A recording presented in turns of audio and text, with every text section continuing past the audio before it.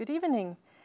In a non-COVID world, we would now be on a stage and experience the theatrical exploration of AI and augmented reality lure.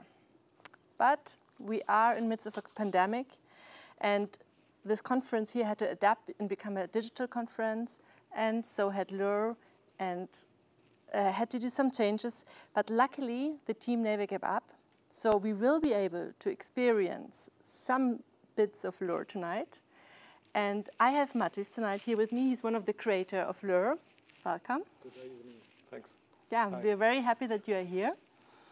And before we talk a little bit more about lure, I'd like to hear a little bit more of your work that you did before. You have an interesting mixture of technology, of art. Can you tell me a little bit more how that looks like? Of course. Thanks.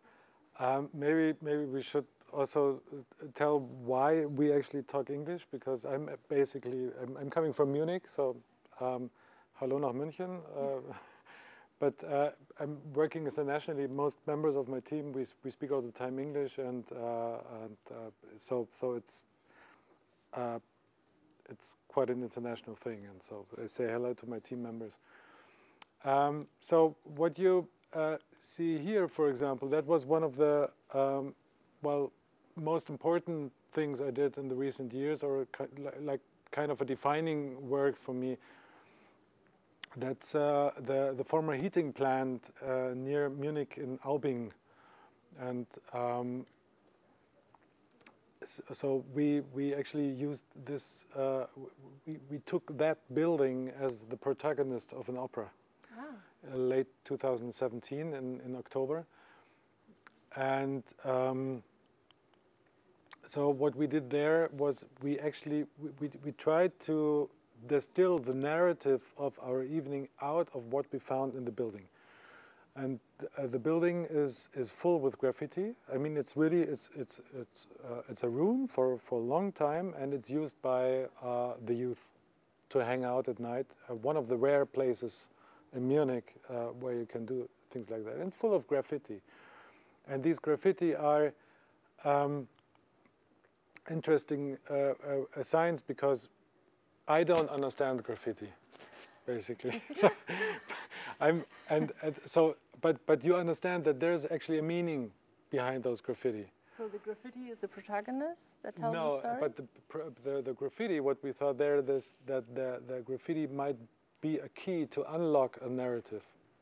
Mm-hmm.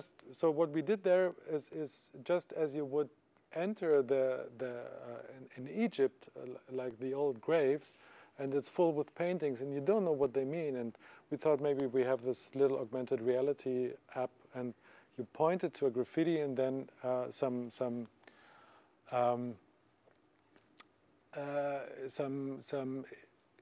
meaning which is hidden behind layers of time becomes visible and narrative. So that was, to my knowledge, the first opera which uses augmented reality. So people could go there with the app and then unlock the secrets behind the...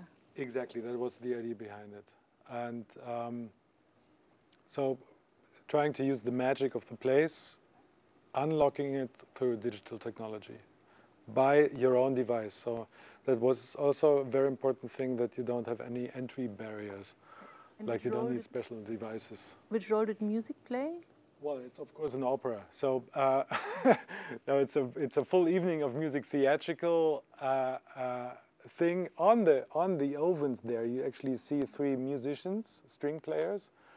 At this very scene in the back, lighting up there, there's the singer dancing and singing. So it's a full theatrical thing, but extended with this narrative layer of digital technology. Mm-hmm. And that connects very closely to one of the another main thing I'm doing, that's actually art in public space. So what I love is using public space as a place for artistic creation or artistic appearance, let's say it like that. So here, this opera Viola in 2015, I set the audience inside a pharmacy, and I used the big window as a screen to the world outside. And actually, the woman in the dark suit, that's our singer. And just by being there and just by framing the view, the whole random thing happening outside becomes suddenly a staged thing, and it's just a matter of perception. Mm-hmm. And that I continued on also through mobile technology. So there's actually, it's very close here at the Elsa. I created like a music theatrical walk, which runs as an app on your smartphone. It's GPS controlled, and it's a text and music, very closely created for this walk, and it will adapt the music theater to your pacing. So if you take your time, then you will actually get to hear more music. And if you so you should walk very slowly. Actually, that's what I usually recommend, because yeah, it's also about being slow. Yeah. Okay. And so that came also from this perspective. So we have these wondrous devices. I mean, this is a thing which was used, like in terms of CPU power, it's more than flying to the moon. Yeah. So, and we have that like nothing. And usually it's used for communication and chatting and information retrieval and all these kinds of very nice things, but it's usually not understood as an artistic device, as a device which unlocks artistic worlds.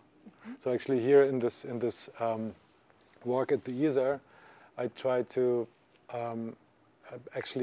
prove that the smartphone can be a device to bring you even more into the world than just the usual thinking that the device is bringing you out of the world. Ah, yeah, that's an interesting thought. Yeah.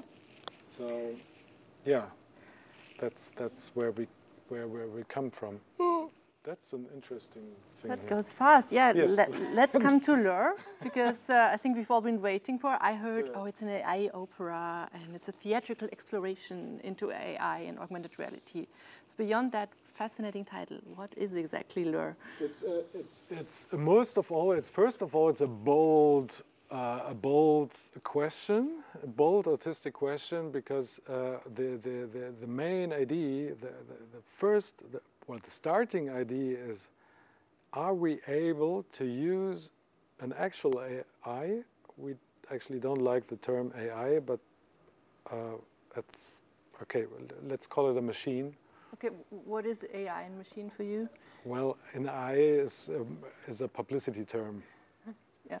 So we talk about machine learning, and so the question is it actually possible to establish a machine as a protagonist for a piece of music theater? And so once you ask these questions, there are many more questions like, what does it actually mean to be a protagonist for a music theatrical thing? And what does it mean to be a machine? Yeah, absolutely, yeah.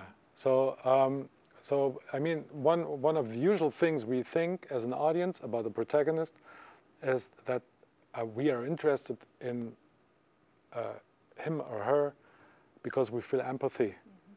And that's, interestingly enough, I think commonly said that this is something machines can't do. So we try to rescue ourselves from this dystopian thinking that machines will take over the world by claiming that there's this human empathy which machines will never have. And I'm not so sure about that. Sure? No, actually, I'm not so sure if empathy is really such a strong positive thing. But okay. that's actually what is empathy? Yes, and this is a very we could talk another hour about empathy. It's a very interesting question. So these are it's almost as indifferent as this term AI. I mean, this is empathy. So we don't.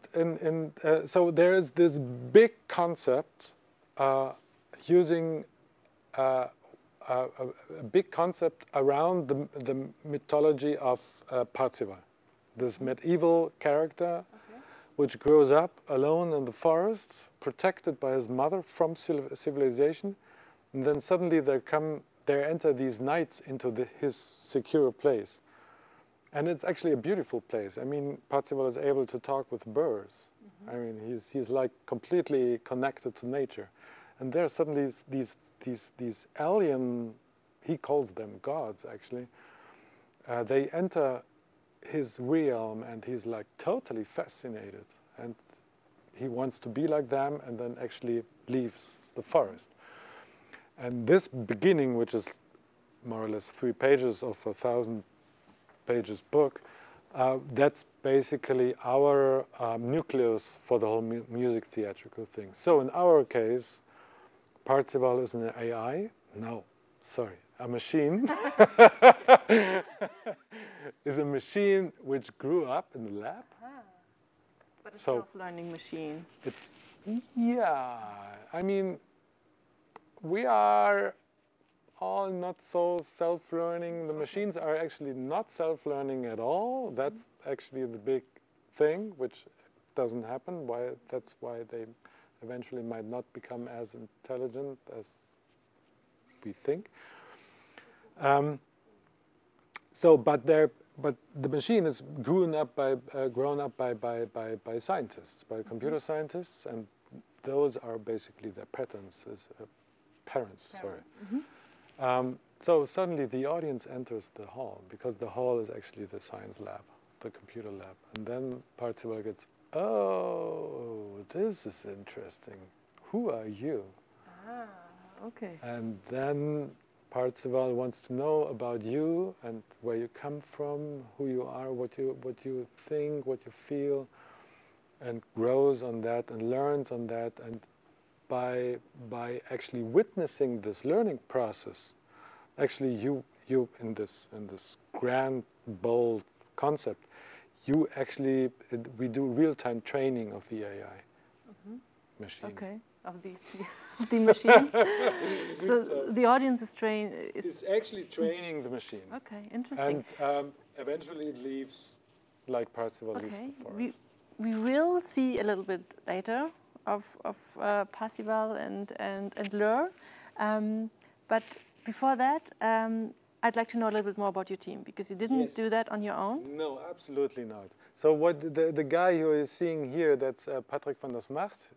He's running the basic research lab of Volkswagen. So they do applied research for the cars and stuff, but they also do basic machine learning research. And he fell not in love, I would not say, but he really liked the ideas we have. And so it's a team of three people of his lab. So Patrick is, that's my usual daily environment. So you see a big thing with code, and then there Jalal Ben Bouzi, Patrick van der Smacht, and Nutan Chen.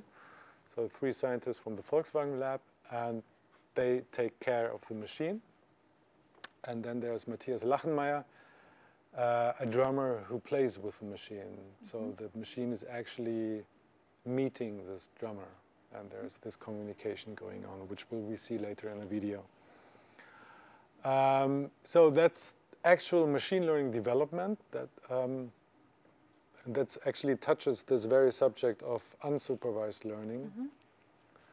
And that's what they are mainly focused on. That's their, so then this is nice, because we are now like integrated into this. It's like we're sitting on the table, beautiful. So that's Martina Koppelstetter, a singer I'm singing with for a long time in many projects. And she's singing also together with a machine. We will also see that later. And then this is the main sparrings partner together with Klasien, whom we will see a little just afterward. So Luciano Pinna is a Dutch artist and developer who has this fascinating quality of being an artist and engineer at the same time. He actually studied both. And I studied myself in Holland, and that's a very, I mean, this is not, the Dutch are, it's a different subject on there. Let's get to that later. You know, we Germans, we like to be artists, or we like to be like technologists, and we hate each other, and this is just boring. So there is this, there are these people who actually appreciate both and be critical on both and create art on the interface of both. And Luciano is one of those very few people who are really able to do this. So right here, maybe just quickly, because so here's experimenting with Pix-to-Pix model. Machine learning enthusiasts know this model. The Pix-to-Pix model has no information value in a scientific way at all. It's a purely aesthetic thing. It's a picture generation model, a GAN. And on the top left, you see himself on the webcam as an input. It's filtered to outlines, and then the right, the big window is the output of the model. And it tries to match the input with its training set. And in this case, it's not really visible what the training is, but I'm not sure I really remember that. Well, okay. I think it's portraits, what you see here. So that's Klasien. And Klasien is an interaction artist, interaction designer, also from Holland, and she's doing these really beautiful, weird things. I met her when she came to Munich, invited by Astrid Kamke, at this beautiful conference which she ran or runs the recent years. Wie heißt die noch? It doesn't matter. We don't have that much time. We still okay, I'm talking too much. So the beautiful more soap, exactly. So learn. Exactly. Last question before we get into it, because you had to change a little bit because of COVID. Yes. Very quick question, quick answer. What did you have to change? Yes. So. So there's the, it didn't finish that actually, because there's this big concept of creating this big opera with on Parsifal with orchestra and stuff, and this didn't happen. It's an enormously expensive thing, and we didn't manage to get all the funding now, but we have some minor funding, and we were allowed to use that to do our artistic research, to do prototypes, to actually show what our developments will be aesthetically. And so this is what we wanted to present on Friday in the theater here in Munich, Pathos Theater, a small theater, and we would be all in the room and have this theatrical, we would share the space with the machine in the theater. That was the idea. So now we don't have an audience, and what we didn't want to do is to stream an experience which is meant for a space. And so we thought, what is actually this digital space? What is the space where we meet in the internet? And can we use that theatrical? So out of this artistic research on machine and theatrical figures and characters, there came on top this research on how can we actually stage the digital space in a theatrical fashion.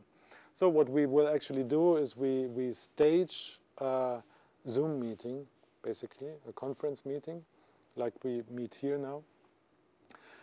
And you enter the room wearing an augmented reality mask, which you see there, with a special background. So you're actually, we put you, by using this mask, we put you out of your regular setting, like being at home. I think that's one of the important things, to get people out of their ugly homes. I mean, yeah, it's about time now, yes, after time. all this time of home office. Let's have a look. Yes.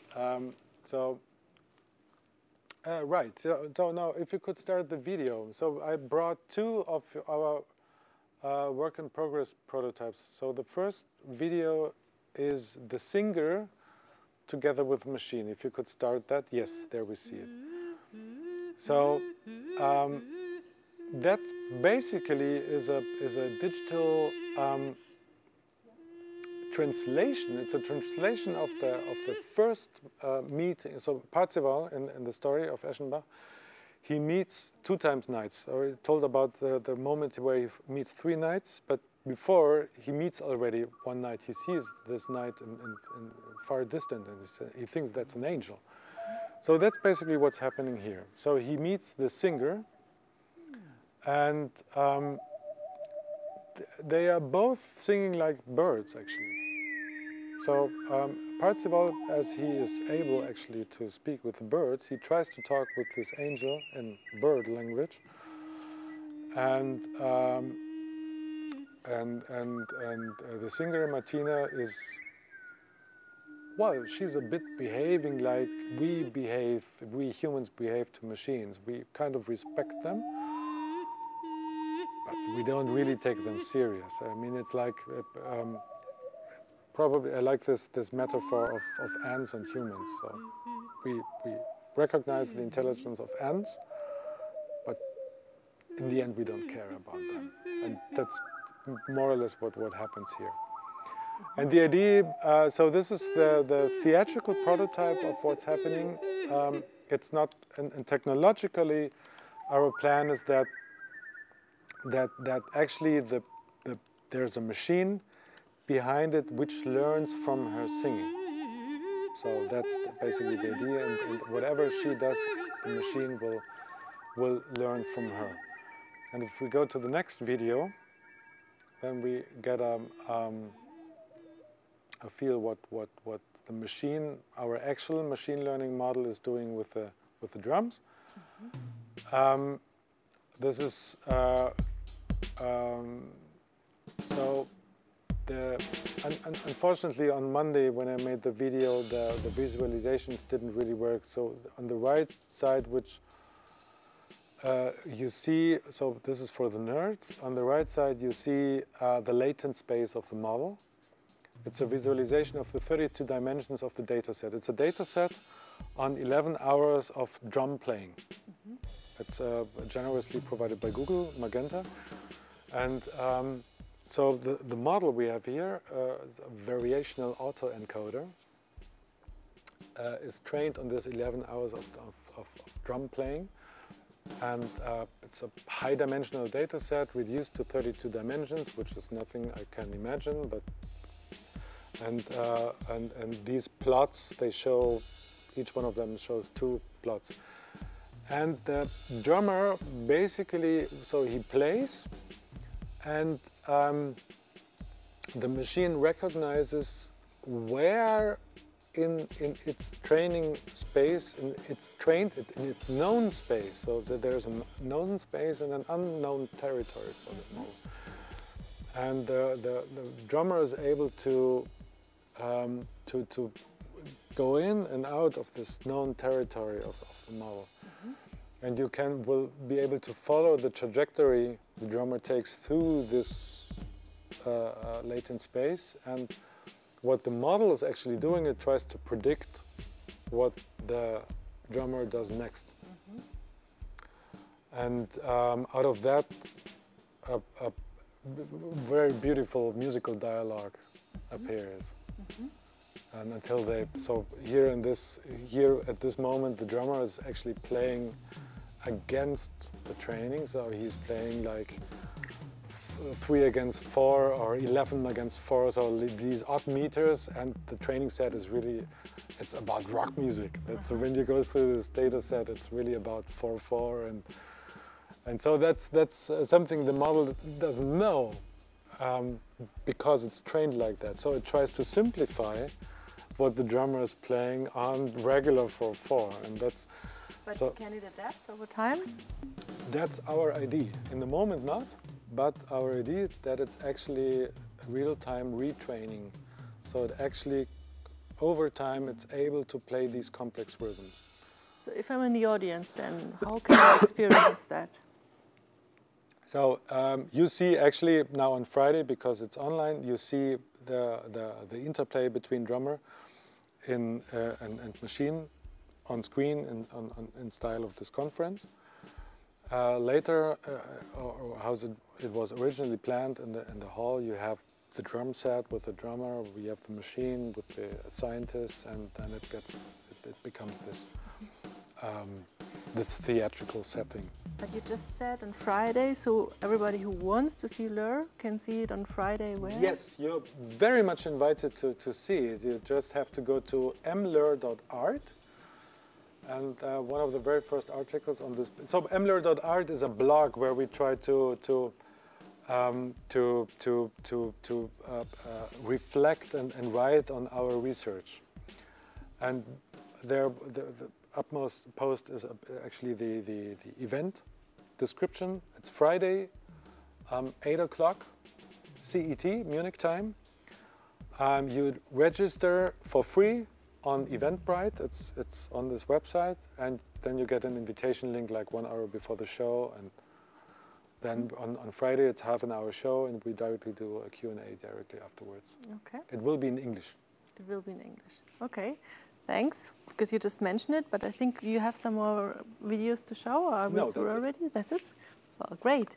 So I'd like to have a little view. Are there any questions from the audience? That's great, because I have so many. Yes. So, because I think it's really fascinating, this concept of empathy and a machine that is, I believe, in the center of what you do. So how are you exploring if your machine has empathy? How do you? So the thesis we put into this artistic research, the thesis is that or the question is, can we establish empathy in you as an audience member by showing you that you have influence on the machine, that you are actually, you are shaping, by communicating with the machine, you are shaping the worldview of the machine. That directly connects to all this ethics and the AI discussion. And how, as the audience, can I have that impact? Because just we saw the drummer, he can obviously impact the machine. He can. We have a third moment in the piece where you actually you are invited to visit a chatbot, a website with a chatbot where you get into individual dialogue with our Parzival. And there he asks this very important question in Parzival: what does it look like where the forest ends? What does it look like, this unknown territory? And then you start describing it. And it tries to make up an image of this unknown territory by using your answers as search queries for images. And then it builds its data set. So is it learning by the crowd, or is it so the more people interact and write, the better it learns? Yes, that's the idea. That's the prototype idea. I'm totally honest about that. It's on Friday. This part will be staged, but that's the idea. And very often when you talk about empathy and human-machine interaction, there are some embodiments of a machine. They have a body, some very often even a humanoid look. Yeah. Why did you decide not to do that? That's actually, we really try to avoid that at all costs, because I'm not sure if I can answer that really. It feels like I think the most honest answer for me as an artist is that these humanoid shapes of the digital space is, to me, very simplifying. Because my experience with digital world, when I work with machines, when I communicate through it's so much more complex. Well, I wouldn't say that human appearance is not complex. That's of course not. But it's so different. So if we try to use the human shape as a, of course it helps connecting to it. That's an immediate way to like doing this empathizing thing. That's why they all do it. But I'm not sure that's then the honest thing, because I think this digital object, whatever that is not human. So I want to research how is that communication, what is the You really want appearance? to know if you can relate to something that's specifically non-human. Exactly, exactly. Yes, thank you. But might also be able to develop some sort of empathy. Yeah. But how can we know if, I mean, we can feel if we can develop empathy, and I think there's a large body of research that we can actually relate to objects even, and we talk to our computers, that talk to our, I sometimes used to call my car names. But how can we know if there's empathy on the other side? I don't think that will happen, actually. It's you know, this is a big longing. We really wish that the other has this empathy for us. I mean, that's already between humans a big problem. I mean, the moment that you develop empathy for me, it's quite scarce. I mean, that does not happen very often. So, but we have this hope, and of course, this hope is what interests me as an artist. So, basically, I mean, I don't think we will answer this question, but we will deal with that question. Like, there's this hope for the other who understands me. I mean, that's so basic for all of us. So that's, of course, the emotion which I'm after.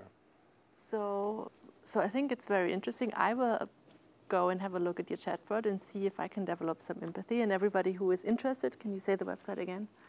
mler.art. So if you could maybe show the slide once more with the beautiful, with the website address. Yeah, mler.art. Lure like Verlockung, and ML, it's machine learning. Ah, okay. So mler.art. Well, then, thank you very much for this interesting conversation. And I think we could go on a long time in empathy and consciousness. And there's a huge waste, but I think that's a better discussion for a bar. And we will go on with the conference. Thank you very much. Thank you.